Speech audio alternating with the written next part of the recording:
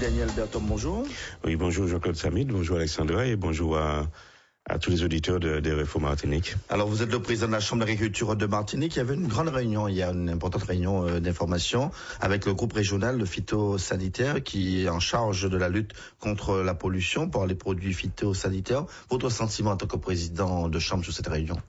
Bon, maintenant cette réunion commence à devenir, je dirais, une rencontre incontournable pour faire le point régulièrement sur l'avancée des différents dossiers à ce niveau, au niveau des produits phytosanitaires globalement. Et puis c'est un moment important pour nous aussi de faire le point et de surtout dire ce que nous faisons. Peut-on être rassuré donc à ce stade sur les recherches et aussi les analyses en cours?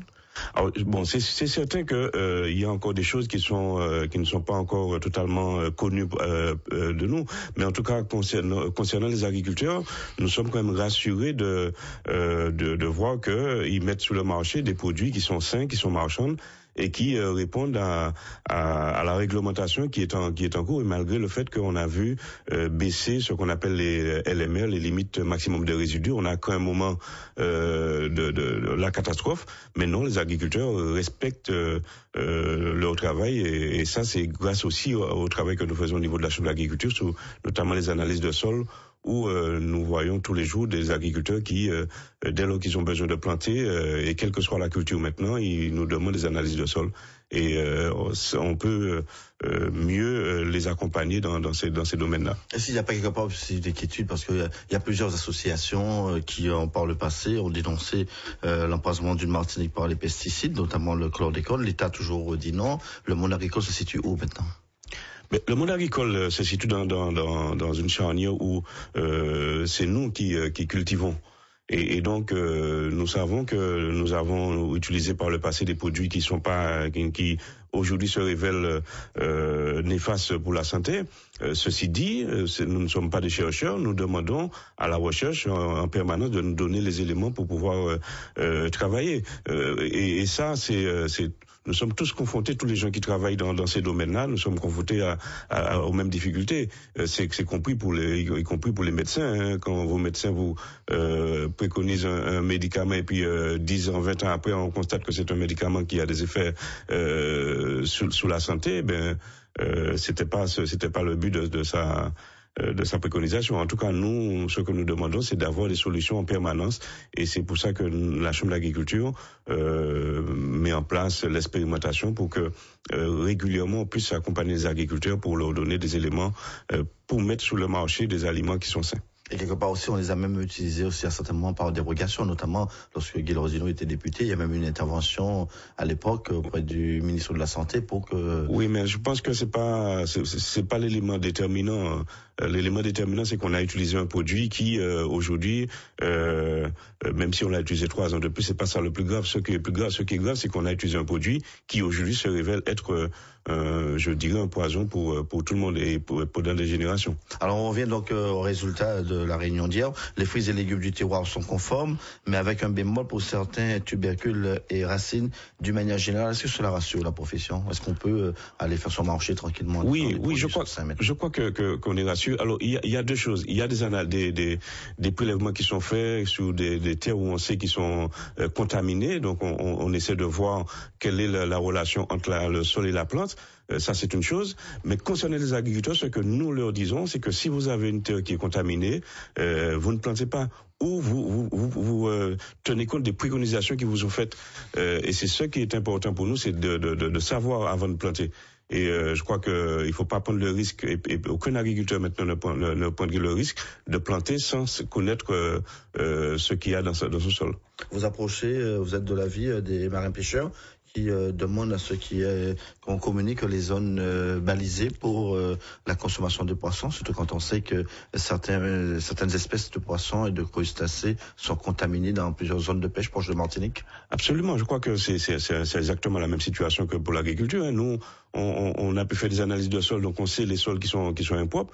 Ben pour les marins pêcheurs, ils doivent connaître exactement les zones qui sont impropres à la pêche, et qu'on leur indique très clairement. Et donc, le travail qui a été fait au niveau de l'agriculture doit pouvoir se faire au niveau au niveau de la mer, au niveau de la pêche, pour qu'il n'y ait pas de problématique. Vous savez, on a eu des problèmes dans le temps. On n'a pas beaucoup parlé de ça, mais sur les crustacés, sur les écrevisses.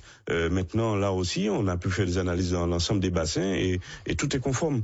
Et je crois qu'il faut pas laisser des zones d'ombre dans ces éléments-là qui nous engagent sur la santé publique. Et donc, je crois que les marins pêcheurs ont tout à fait raison de demander où ont été faits les prélèvements, parce qu'on sait très bien qu'effectivement, lorsqu'on va faire des prélèvements dans la vase, on va trouver du chlordécone. Donc, ce ne sont pas les zones de pêche des marins pêcheurs, donc il faut effectivement faire un balisage précis de ces zones pour que il n'y ait pas de suspicion. Application stricte donc de la loi pour nos agriculteurs et nos marins pêcheurs, mais quel regard sur les produits que nous importons, ceux qui viennent d'ailleurs, pays limitrophes? Là, par contre, c'est la grosse interrogation. On nous dit qu'il y a des prélèvements, on nous dit qu'il y a des contrôles qui sont faits. Mais bon, nous on n'a pas tous les résultats et tous les programmes de prélèvement, et donc là aussi il doit y avoir un peu plus de transparence. En tout cas, nous devons être mieux informés de tout ça. Ceci dit, je pense que je fais confiance à l'administration qui fait ce travail-là, parce que c'est quand même un travail difficile. Il leur manque souvent des moyens, et donc ce que nous souhaitons, c'est que tout le monde soit informé correctement. Et alors on a mis en place une action de communication, et donc j'espère que ça va porter ses fruits et ça va nous permettre d'être mieux éclairés sur beaucoup de choses. Tous ces produits ont lancé une certaine idée du bio, une certaine idée de manger, consommer, produire autrement. Est-ce que l'idée fait son chemin maintenant?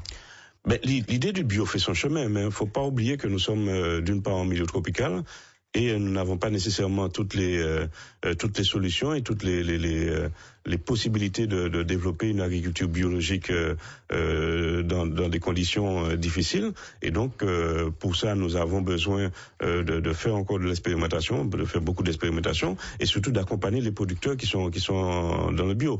Ceci dit, on va pas pouvoir nourrir la population de la Martinique uniquement avec des produits bio. Il faut des produits dits conventionnels, et c'est pour ça que nous avons mis en place le comité régional de surveillance épidémiologique pour nous permettre de mieux utiliser les produits phytosanitaires que nous avons à nos dispositions et qui sont conformes à la réglementation, pour que nous puissions mettre sur le marché des aliments qui sont sains, et puis aussi donner d'autres perspectives, d'autres possibilités aux agriculteurs de produire sans utiliser de produits phytosanitaires et dans l'engrais chimique, parce que c'est l'avenir. Donc il faut d'une agriculture raisonnée, il faut un travail important à ce niveau-là. C'est l'engagement que nous avons pris au niveau de la Chambre d'agriculture et sur lequel nous travaillons, et nous demandons aussi à être mieux accompagnés dans ces domaines-là. Répondez rapidement à cette dernière question. Le 10 dernier, en recevant le directeur départemental de la DIREN, nous avons parlé donc de la demande d'engrais organiques. Il y a une production locale qui se précise ici avec les demandes pour les bouts de station d'épuration. La CACEM propose de les brûler. Le président de chambre que vous êtes, quelle est votre position? Alors, c'est certain qu'il y a possibilité d'utiliser ces bouts de station d'épuration. Nous avons reçu également le directeur de la SME qui nous en a parlé sur un projet qu'ils ont. Donc je crois que c'est assez intéressant.